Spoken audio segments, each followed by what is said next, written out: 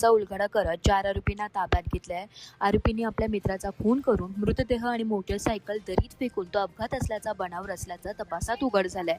गुन्हे शाखेला मिळालेल्या गोपनीय माहितीनुसार सिंधुदुर्ग जिल्ह्यातील कुडाळ परिसरात पैशांच्या देवाणघेवाणीच्या वादातून आरोपींनी आपला मित्र अशफाक मुलानी उर्फ निहाल राहणार माळशिरस जिल्हा सोलापूर याचा खून केला होता।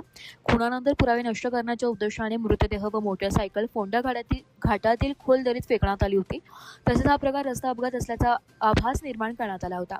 तपासादरम्यान सुरेंद्र सोनवडेकर, मनोज भडंगे, अतिश मोरे आणि ऋतुराज शेट्टी या आरोपींना चौकशीसाठी ताब्यात घेण्यात आले।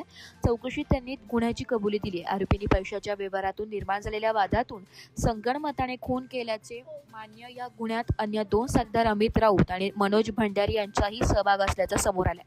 मुंबई गुन्हे शाखेने आरोपींना पुढील कारवाईसाठी कणकवली पोलीस ठाणे सिंधुदुर्ग यांच्या ताब्यात देण्यात आले। ही कारवाई पोलीस आयुक्त देवेन भारती, सह पोलीस आयुक्त गुन्हे शाखा अनिल कंभारे, अप्पर पोलीस आयुक्त गुन्हे शाखा कृष्णकांत उपाध्याय, पोलीस आयुक्त नवनाथ ढवळे आणि सहाय्यक पोलीस आयुक्त विनोद सावंत यांच्या मार्गदर्शनाखाली कक्ष 7 गुन्हे शाखेच्या पथकाने यशस्वीरित्या पार पाडली।